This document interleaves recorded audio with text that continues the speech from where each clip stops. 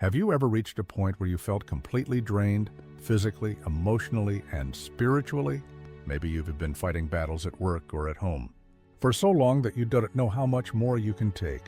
Maybe you've been carrying the weight of responsibility, trying to stay strong for everyone else, but inside you are exhausted. You've prayed, you've tried, you've given your best, and yet the problems remain. The weight of it all pushes you down until even getting up in the morning feels like a battle. Darkness can creep into our lives quietly. At first, it looks like tiredness, but soon it feels like hopelessness. We stop expecting things to change. We stop believing our lives can look different. And slowly, despair tells us lies. You're alone. You've failed. There's no way forward. Those thoughts grow louder until they drown out every bit of hope. Sometimes the hardest part is that from the outside, people think you're strong. They see you working, smiling, serving, and assume you've got everything under control. But what they don't see is that at night, when the world is quiet, you feel empty. You wrestle with thoughts of giving up. You wonder, does God even see me? Does He care that I feel this broken? If you've ever felt that way, you are not alone. Even the greatest heroes of faith experienced moments of crushing weakness. Elijah, one of God's prophets, who once called down fire from heaven, reached a breaking point. After his greatest victory, he fell into his lowest valley. Overwhelmed, afraid, and discouraged, he ran into the wilderness and prayed that his life would end. Elijah's story reminds us that even in the lowest valleys, God is not silent. He meets us in the darkness, not with condemnation, but with compassion. And what happened to Elijah shows us that God's voice can still break through our despair. Elijah was no ordinary man of faith. He was the prophet who stood on Mount Carmel and called down fire from heaven, proving to all Israel that the Lord is the true God. Surrounded by hundreds of false prophets, he had witnessed a miracle that shook the nation. It was one of the greatest spiritual victories in the Bible. But right after this moment of triumph came a crushing blow. When Queen Jezebel heard what had happened, she swore to kill Elijah. Instead of standing tall, Elijah ran.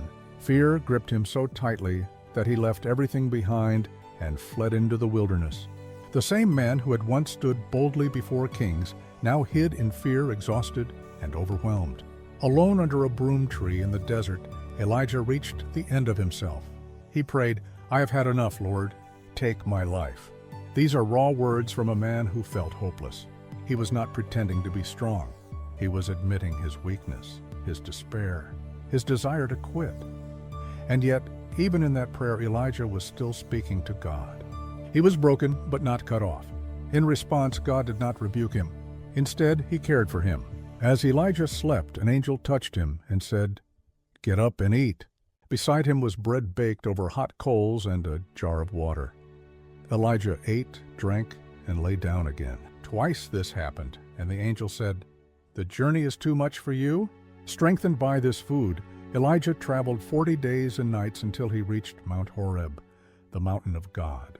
There in a cave, Elijah waited. He was still tired, still discouraged, still unsure of what came next. But God had something to show him. The Lord told him to stand on the mountain in His presence. Then came a powerful wind that tore through the mountains, but the Lord was not in the wind. After the wind came an earthquake, but the Lord was not in the earthquake. After the earthquake came a fire, but the Lord was not in the fire. And after the fire came a gentle whisper. When Elijah heard the whisper, he pulled his cloak over his face and went out to meet God. In that quiet voice, God reminded Elijah that He was still present, still in control, and still working, even if Elijah could not see it. God gave him new instructions, new purpose, and reminded him that he was not alone. There were still thousands in Israel who had not bowed to idols. Elijah's story is a picture of how quickly we can move from triumph to despair, from courage to fear. But more importantly, it is a story of how God meets us in our lowest places, not in displays of overwhelming power, but in a whisper that speaks directly to the heart. Elijah's story reminds us of something we often forget. Even the strongest people can break. You can win great battles, achieve big victories, and still find yourself exhausted, afraid, and ready to quit. And that doesn't make you a failure, it makes you human. But here is the good news. God does not abandon us in those moments. Just as he did with Elijah, God meets us in our weakness. Notice how tenderly he cared for Elijah. He didn't say, "Get up, stop being afraid, and do better." He gave him food, rest, and time. Sometimes what you need most in your lowest moment is not a lecture, but rest, nourishment, and the reminder that God is still with you. Elijah also shows us that God's voice is not always found in dramatic displays. We often look for him in the big events, healing that happens instantly, problems solved overnight, dramatic breakthroughs.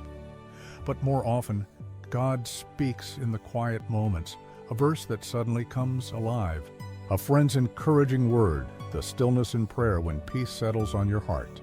His whisper is easy to miss if we're only looking for earthquakes and fire, but it is powerful enough to change everything. And notice what God told Elijah in that whisper. He gave him new direction, reminded him of his mission, and reassured him that he was not alone. In the same way, when you're in your darkest valley, God may not take away every struggle immediately, but he will give you the strength to keep moving. He will remind you that your life still has purpose, that your story is not over, and that you are not fighting alone. Think about your own life. Maybe you've been waiting for God to show up in a dramatic way, to fix everything at once. But what if he's already been speaking in the small encouragements you've received, in the moments of unexpected peace, in the strength you found to get through another day? His whisper may not be loud, but it is real, and it is enough. The lesson of Elijah is this: your darkest valley can become the place where you hear God most clearly. The place you thought would end, you can become the place where God restores you. And the same gentle voice that lifted Elijah can lift you too. Elijah's journey shows us something life-changing. Even when you feel finished, God is not finished with you. The prophet who once prayed for his life to end was the same prophet God strengthened, redirected, and used again. His story didn't end under a tree in despair. It continued with new purpose because God spoke in the darkness. Maybe today you feel like Elijah. Maybe you're tired, worn out, and wondering if you have anything left to give. Maybe your thoughts whisper that you're alone or that your struggles don't matter. But Elijah's story is proof that God sees you, hears you, and still has plans for you. The whisper you're longing for may not come in the form of dramatic change, but it can come as quiet peace, fresh strength, or the gentle reminder that you are not alone. And here's something important: you don't have to hide your struggles. When Elijah felt alone, God reminded him that thousands of others still stood faithful. In the same way, you are not the only one walking through darkness. There are others just like you who are holding on, one day at a time. Sharing your story can not only lighten your burden, but also bring courage to someone else who feels they can have to go on. So I want to invite you, take a step of faith today. In the comments, write down one area where you feel like Elijah, in a low point, in a place where you need God's whisper.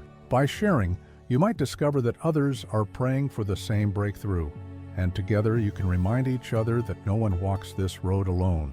If this video encouraged you, please take a moment to like it, subscribe for more weekly encouragement, and share it with someone who may be in their own valley right now. You never know how much hope your simple share could bring.